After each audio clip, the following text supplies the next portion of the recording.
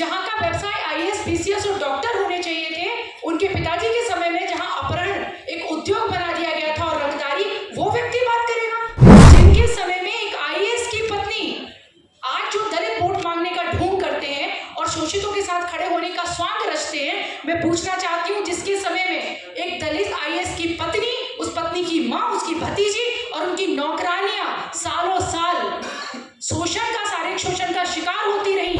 सुनने में बहुत आसान लगता है कि महिलाएं उस समय असुरक्षित थी, पर वो किस कदर असुरक्षित थी और कैसा जीवन जीती थी, आप में से हर एक व्यक्ति इस विषय में जानता है। सरकारें रहे न रहे, ये राष्ट्र, ये समाज और व्यक्तित्व रहना चाहिए।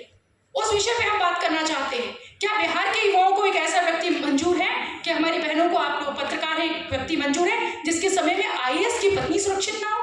तो देश में लोकसभा के जो चुनाव है, राजनीतिक परिदृश्य में, उसमें जो हम बिहार की बात करते हैं, चाणक्य, तो जो मीडिया का जिस पे अधिकांश समय ध्यान होता है, और मुझे लगता है कई बार लोग इस तरह की बेतुकी बातें इसलिए करते हैं, मैं तेजस्वी यादव जी के बारे में बात कर रही हूँ, वो हमेशा बेतुकी बातें करते हैं कि मीडिया उनकी तरफ ध्यान दे, और उन्हें लगता है कि वो एक थोड़ा सा एक उनके व्यक्तित्व का भी पतन है और उसकी गिरावट है, और साथ में होता क्या है कि उनकी उटपटांग चीज़ों की तरफ मीडिया भी ध्यान दे देता है, क्योंकि मीडिया को कई बार कुछ चीज़ें चाहिए होती हैं। तो मुझे लगता है कि उनके पास किसी भी तरह की कोई व्यक्तिगत तौर पर, नैतिक तौर पर, राजनीतिक तौर पर और समझ के तौर पर ऐसी योग्यता नहीं है कि वो किसी तरह का प्रश्न खड़ा कर सके, खासकर आदरणीय प्रधानमंत्री नरेंद्र मोदी जी के विषय में, या भारतीय जनता पार्टी के विषय में, या एनडीए गठबंधन के विषय में। क्योंकि मुझे लगता है कि आप में से हर एक व्यक्ति उस दौर का गवाह होगा, या तो अपने लोगों से सुना होगा, नई पीढ़ी के लोगों ने, या लोगों ने भोगा होगा उस समय को, जब कहने में बहुत आसान सा लगता है एक शब्द जंगल राज। यह सुनने में बहुत आसान लगता है कि महिलाएं उस समय असुरक्षित थी, पर वो किस कदर असुरक्षित थी और कैसा जीवन जीती थी, आप में से हर एक व्यक्ति इस विषय में जानता है। तो मेरा आप लोगों से आग्रह है कि पत्रकार होने के अलावा एक बुद्धिजीवी, चेतन और जिम्मेदार देश के नागरिक होने के लिए भी आप लोग इस तरह के व्यक्ति जो हैं, तेजस्वी जी जो हैं, उनके बेतुके और अनर्गल बयानों पर ध्यान देने की बजाय मुझे लगता है उनसे प्रश्न पूछने की आवश्यकता है। उनसे प्रश्न पूछने की आवश्यकता है कि क्या उन्हें कोई नैतिक अधिकार है कि वो किसी भी विषय पर बोल सके। राजनीति से इधर बात करते हैं, क्या व्यक्ति के तौर पर उन्हें कोई नैतिक अधिकार है, वो बोल सकते हैं? इतने बुद्धिजीवी और कर्मठ पत्रकार यहाँ बैठे हुए, और आप में से हर एक जानता है कि बिहार उर्वरता की, कर्मठता की और प्रतिभा की भूमि है। जहां का व्यवसाय आईएएस, पीसीएस और डॉक्टर होने चाहिए थे, उनके पिताजी के समय में जहां अपहरण एक उद्योग बना दिया गया था और रंगदारी, वो व्यक्ति बात करेगा। मैं उनसे पूछना चाहती हूँ कि उनके पिता के और उनकी माताजी के समय में कितनी महिलाएं सुरक्षित थी, वो महिला सुरक्षा की बात करते हैं। जिनके समय में एक आईएएस की पत्नी आज जो दलित वोट मांगने का ढोंग करते हैं और शोषितों के साथ खड़े होने का स्वांग रचते हैं, मैं पूछना चाहती हूँ, जिसके समय में एक दलित आईएएस की पत्नी, उस पत्नी की माँ, उसकी भतीजी और उनकी नौकरानियां सालों साल शोषण का, शारीरिक शोषण का शिकार होती रही। मैं आईएएस शब्द का इस्तेमाल कर रही हूँ, जो बनना बिहार के लोगों का सपना होता है, इस देश के युवा का सपना होता है। और जब एक व्यक्ति आईएएस बनता है तो गांव जौहार का और पीढ़ियों का नाम रोशन होता है। और वो व्यक्ति कितना असहाय रहा होगा, कितना असहाय रहा होगा कि उसकी पत्नी का, उसकी माँ का, उसकी भतीजी का शोषण होता रहा, और वो चुप भी नहीं बोल सकता था। किस कदर मिली भगत रही होगी नेताओं की, माफियाओं की, अधिकारियों की, आप कल्पना करके देखिए।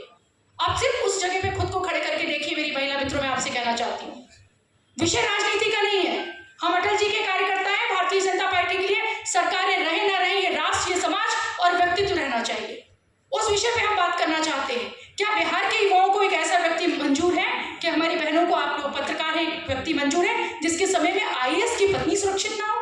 तो आपकी और मेरा तो फिर विषय ही नहीं हो सकता। कितने सारे विधायक थे जो उस समय जिनकी हत्या कर दी गई,